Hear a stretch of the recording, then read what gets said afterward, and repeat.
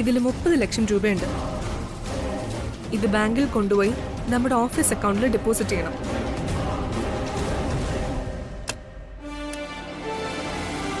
Madam, എനിക്ക് ബാങ്കിലൊന്നും പോയി ഇത്രയധികം പണമൊന്നും അടച്ച ശീലമില്ല.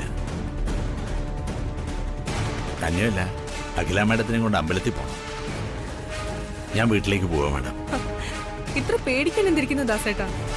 ബാങ്കിൽ കൊണ്ടുപോയി നമ്മുടെ കമ്പനിയുടെ പേര് പറഞ്ഞാൽ മതി, അവരെ ഡെപ്പോസിറ്റ് ചെയ്തോളും. പിന്നെ വീട്ടിലേക്ക് പോകും വഴിയല്ലേ ബാങ്ക്. ചെല്, പോയിട്ട് വാ.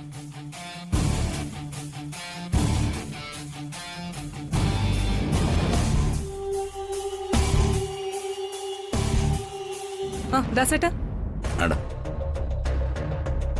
പണം സൂക്ഷിച്ചോണം. ശരി മാഡം.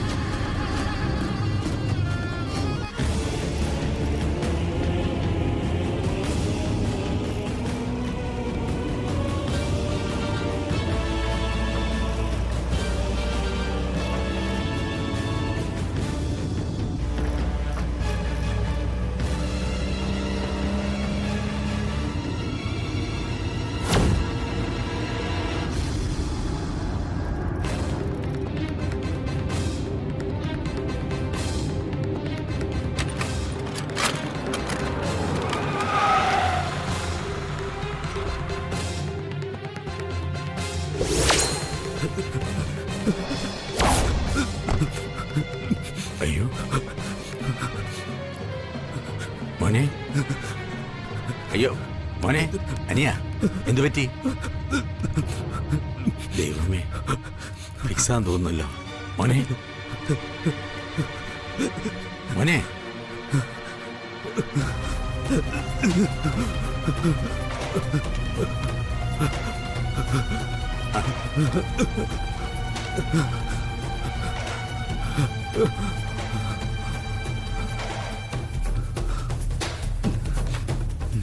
മോനെ, കുറഞ്ഞോ അനിയ?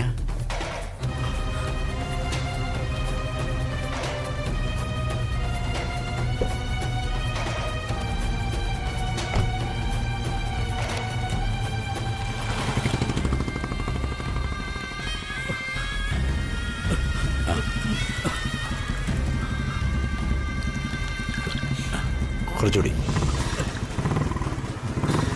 അനിയ, കുറച്ചുകൂടി കുടിക്കുക.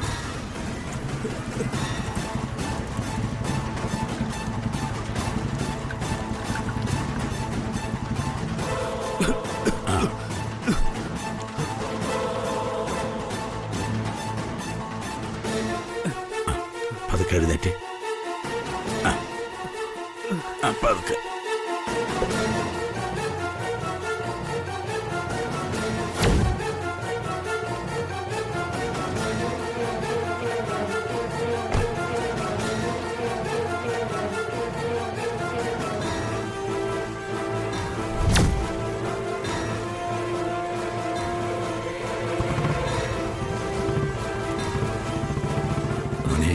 സൂക്ഷിക്കണം. ഇതുപോലത്തെ അസുഖമുള്ളപ്പോൾ സൈക്കിൾ ഇങ്ങനെ യാത്ര ചെയ്യരുത്. സൈക്കിൾ പിടിച്ചുകൊണ്ട് പോയാൽ മതി. ആ.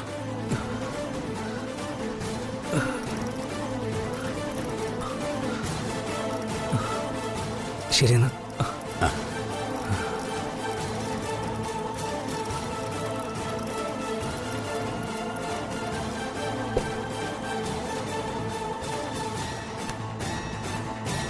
ഈശ്വര, എന്തൊക്കെ വികൃതികളായി കാട്ടുന്നത്.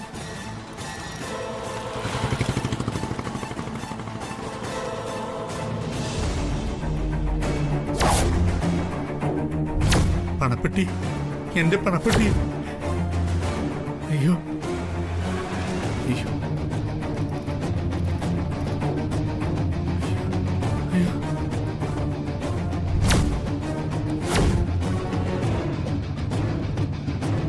എടാ നിക്കടാ അവിടെ. താൻ പോടോ. എടാ നിക്കാൻ. എടാ നിക്കാൻ അവിടെ. എടാ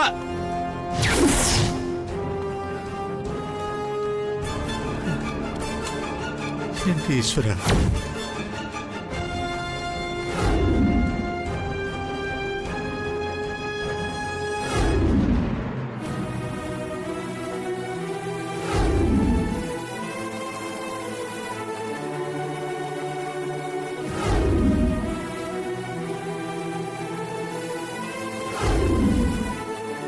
ഈശ്വര, എന്ത് ചെയ്യും? 30 ലക്ഷം രൂപ.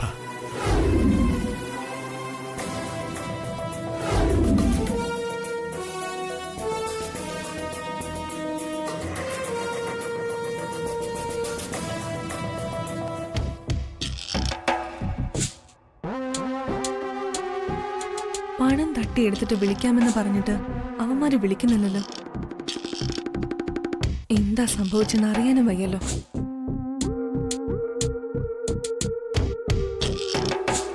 നമ്മുടെ പ്ലാനിങ് എല്ലാം തകർത്തല്ലേ. എന്ത് ടെൻഷനായിരുന്നു അറിയാമോ? എന്തായാലും എല്ലാം ഓക്കെ ആയല്ലോ, അത് തന്നെ സമാധാനം. സമയം ഇത്രയാ, അവനെ കണ്ടില്ലല്ലോ. ആ കൊള്ളാടാ, തകർത്തു. എന്തായിരുന്നു ഒരു ആക്ടിങ്. സർഗം സിനിമയിലും മനോജ് കെ ജയൻ പോലും ഇത്രയും നന്നായി ഫിറ്റ്സ് അഭിനയിച്ചിട്ടില്ല. ദേ, ഇതാണ് ആക്ടിങ്. ഇനിയിപ്പോ കൊട്ടേഷൻ കിട്ടിയില്ലെങ്കിലും സിനിമ കൊണ്ട് ജീവിക്കാം. എന്തായാലും ഒട്ടും റിസ്ക് ഇല്ലാത്ത ഓപ്പറേഷൻ ആയിരുന്നു. ഡാ, ഗംഗാ മാഡത്തിനെ വിളിച്ച് വിവരം പറഞ്ഞില്ലല്ലോ. വിളിക്കേ.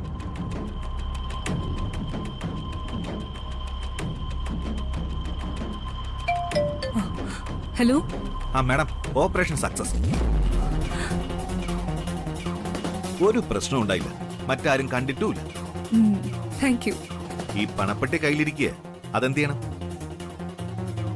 ഇപ്പൊ തന്നെ മാഡത്തിനെ ഏൽപ്പിക്കണോ അതോ? വേണ്ട വേണ്ട, അതൊന്നും വേണ്ട. ഞാൻ പറയുന്നത് പോലെ ചെയ്താൽ മതി. Okay madam. ഞാൻ 2 പേരുടെ അക്കൗണ്ട് നമ്പറും ഡീറ്റെയിൽസും നിങ്ങളുടെ വാട്സാപ്പിലേക്ക് അയച്ചിട്ടുണ്ട്.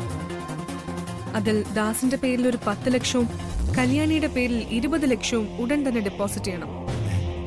അതെന്താ മാഡം, അവരുടെ പണം തട്ടിയെടുത്ത് അവരുടെ അക്കൗണ്ടിലേക്ക് തന്നെ ഇടുന്നത്? ഇങ്ങോട്ട് ചോദ്യമൊന്നും വേണ്ട. ഞാൻ പറയുന്നത് പോലെ അങ്ങോട്ട് ചെയ്താൽ മതി. മനസ്സിലായോ? Okay madam, okay.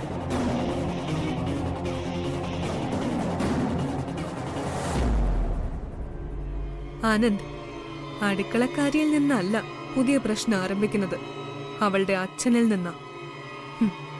നേരിടാൻ തയ്യാറായിക്കോ.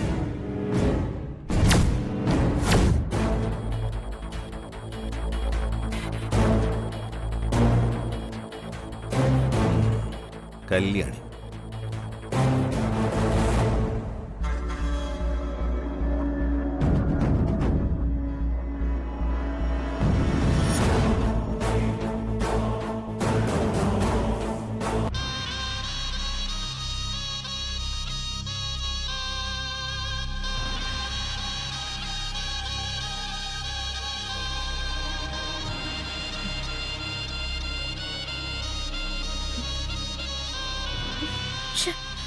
ഇവളെന്താ ഫോൺ എടുക്കത്തെ? ആന്റിയോ? എന്താ ആന്റി ഈ നേരത്ത്? ഒന്ന് വിളിക്കുക പോലും ചെയ്യാതെ. പ്രിയങ്കേ, കുറച്ച് നാളായിട്ട് കരുതിയതാ നീയും ഞാനും മാത്രമായിട്ടൊരു മീറ്റിംഗ്. ഉം. പ്രിയങ്കേ, നിനക്ക് സംഭവിച്ചിരിക്കുന്നത് തന്നെ ആവർത്തിച്ചിരിക്കുക ഇപ്പൊ തൃച്ചംബരത്ത്. ആന്റി ഉദ്ദേശിച്ചത്? അത് തന്നെ. അന്ന് മുഹൂർത്തത്തിന് തൊട്ടു മുമ്പ് തന്നെയാണ് നിന്റെ വിവാഹവും മുടങ്ങിയത്. അത് തന്നെയല്ലേ ഇപ്പൊ ഗംഗയ്ക്ക് സംഭവിച്ചിരിക്കുന്നത്.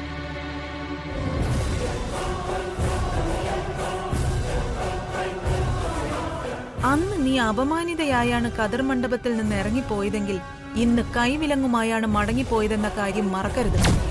അതാന്റി, ഞാൻ ഗംഗയും ആനന്ദും തമ്മിലുള്ള കല്യാണം ഊട്ടി ഉറപ്പിച്ചിട്ടാ. എന്ത് ഊട്ടി ഉറപ്പിക്കാനാ? താലി കഴുത്തിൽ വീഴുമ്പോൾ മാത്രമേ ഒരുത്തിക്കൊരുവൻ ഭർത്താവാകുന്നുള്ളൂ. അതിനുശേഷമേ അധികാരത്തിന്റെ ചെങ്കോലും കിരീടവും അവൾക്ക് ലഭിക്കൂ. അല്ലാതെ ഇതെന്റെ മൂത്ത മരുമകളാണെന്നും എല്ലാ അധികാരവും അവൾക്കുണ്ടെന്നും നാട്ടുകാര് കേൾക്കെ പറഞ്ഞതുകൊണ്ടോ നോട്ടീസ് അടിച്ച് വിതരണം ചെയ്തതുകൊണ്ടോ ഒരു പ്രയോജനവും ഇല്ല.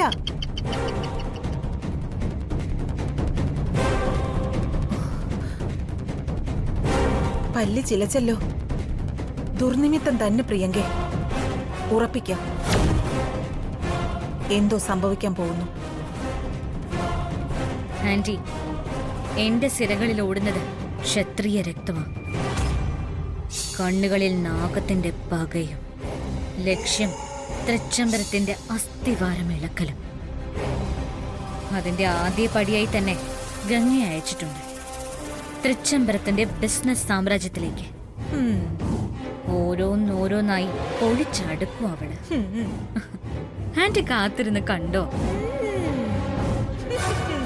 പിന്നെ പൊളിച്ചടുക്കും.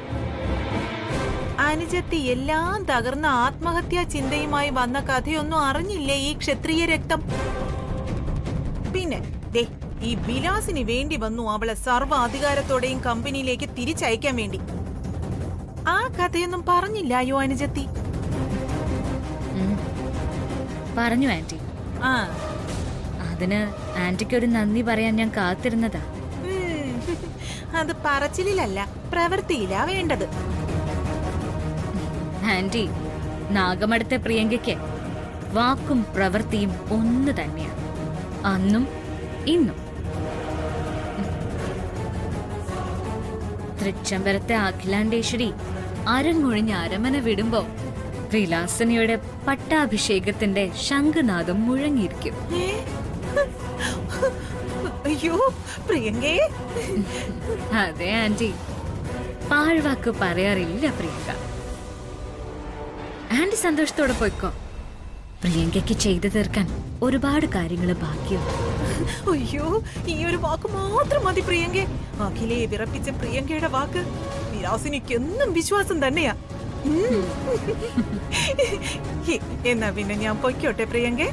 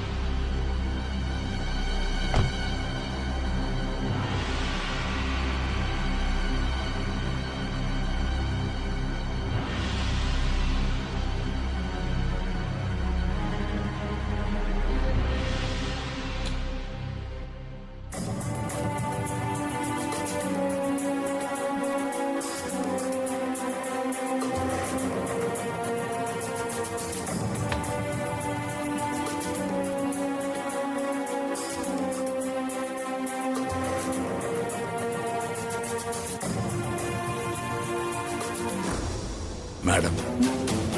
ആ, ദാസേട്ടനോ? എന്താ തിരികെ വന്നേ? വീട്ടിൽ പോയില്ലേ? ബാങ്കിൽ പണം ഡെപ്പോസിറ്റ് ചെയ്തോ ദാസേട്ടാ?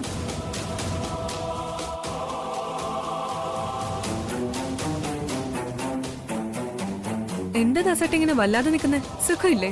മാഡം, എന്നോട് ക്ഷമിക്കണം. ഇങ്ങനെയൊക്കെ വരുമെന്ന് ഞാൻ ഒരിക്കലും കരുതിയില്ല മാഡം. എന്താ ദാസേട്ട ഇത്? ക്ഷമിക്കണമെന്നൊക്കെ പറയാൻ ദാസേട്ടൻ എന്നോട് എന്ത് തെറ്റാ ചെയ്ത്? മാഡം, എനിക്കൊരു അബദ്ധം പറ്റി. മാഡം ഡെപ്പോസിറ്റ് ചെയ്യാൻ എൻ്റെ കയ്യിൽ ഏൽപ്പിച്ച 30 ലക്ഷം രൂപ മോഷണം പോയി മാഡം. വാട്ട്? എന്താ കേൾക്കുന്നേ? ബാങ്കിലിടാൻ തന്ന 30 ലക്ഷം രൂപ മോഷണം പോയെന്നോ?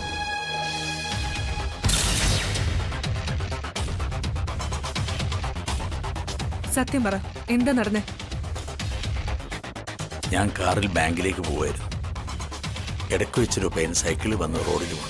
അവനെ ഫിക്സാൻ തോന്നിയപ്പോൾ ഞാൻ അവൻ്റെ കൈ ആ സൈക്കിളിൽ പിടിപ്പിച്ചു. പയ്യനല്ലേ, സുഖമില്ലാത്തവനല്ലേ, ഇത്തിരി വെള്ളം കൊടുത്തേക്കാന്ന് എഴുതി ഞാൻ കാറിൽ നിന്ന് മിനറൽ വാട്ടർ എടുത്തു. അപ്പോൾ കൂടി കാറിനകത്ത് പണപ്പെട്ടി ഉണ്ടായിരുന്നു. വെള്ളം കൊടുത്ത് ഞാൻ അവനെ സൈക്കിളിൽ കയറ്റി വിട്ട് തിരികെ വന്നപ്പോൾ കാറിനകത്ത് പണപ്പെട്ടിയില്ല. പെട്ടിയോടെ ആരോ എടുത്തോണ്ട് പോയി.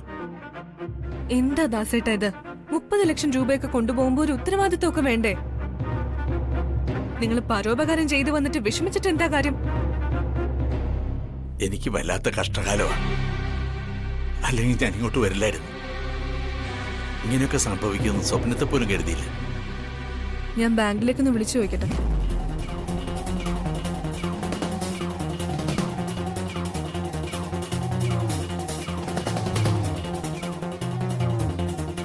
ബാങ്ക് മാനേജറാണോ സംസാരിക്കുന്നത്? അതെ, ആരാണ്? ഞാൻ ആനന്ദ് ഗ്രൂപ്പ് ഓഫ് കമ്പനീസ് ഉടമയായ തൃച്ചംബരത്ത് അഖിലാണ്ടീശ്വരിയുടെ മൂത്ത മരുമകൾ ഗംഗ. പറയൂ മാഡം. ഓഫീസ് അക്കൗണ്ടിൽ ബാങ്കിൽ ഡെപ്പോസിറ്റ് ചെയ്യാൻ ഞങ്ങൾ ഡ്രൈവർ ദാസിന്റെ കയ്യിൽ ഒരു 30 ലക്ഷം രൂപ അങ്ങോട്ട് കൊടുത്തു വിട്ടായിരുന്നു. അതിപ്പോ കള്ളന്മാര് കട്ടോണ്ട് പോയിന്നൊക്കെ ഈ മനുഷ്യൻ പറയുന്നത്. അതിന്റെ സത്യം അറിയാനാ വിളിച്ചത്. ആ പണം ഇയാളുടെയോ ഇയാളുടെ ബന്ധുക്കളുടെയോ പേരിൽ അവിടെ ഡെപ്പോസിറ്റ് ചെയ്തിട്ടുണ്ടോ? ഒന്ന് വെയിറ്റ് ചെയ്യൂ, ഞാൻ ചെക്ക് ചെയ്യട്ടെ മാഡം. വെയിറ്റ് ചെയ്യാം.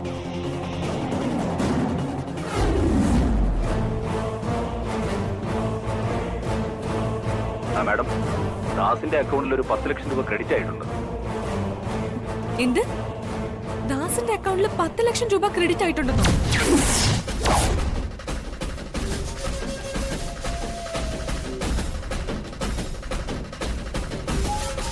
ബാക്കി 20 ലക്ഷം രൂപ എവിടെ പോയെന്ന് അറിയണമല്ലോ.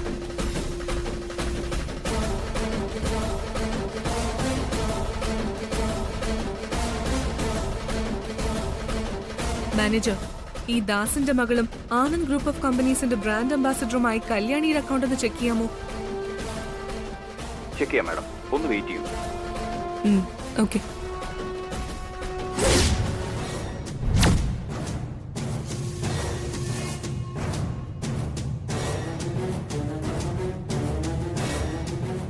Hello madam. ആ പറയൂ. ബ്രാൻഡ് അംബാസഡർ കല്യാണിയുടെ അക്കൗണ്ടിലേക്ക് 20 ലക്ഷം രൂപ ക്രെഡിറ്റ് ആയിട്ടുണ്ട് മാഡം. ബ്രാൻഡ് അംബാസഡർ കല്യാണിയുടെ അക്കൗണ്ടിലേക്ക് 20 ലക്ഷം രൂപ credit ആയിട്ടുണ്ടെന്നോ?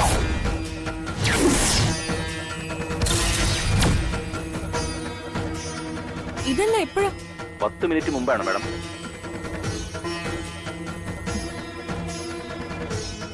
Thank you. Welcome madam.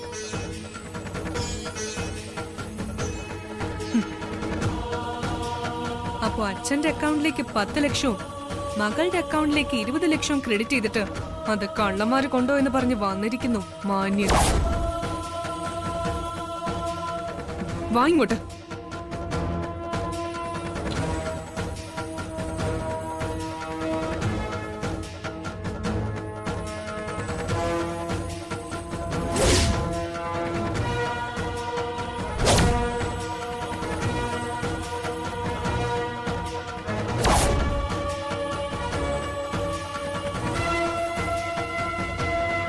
താനൊരു വലിയ കള്ളനാണ് മിസ്റ്റർ ദാസ്.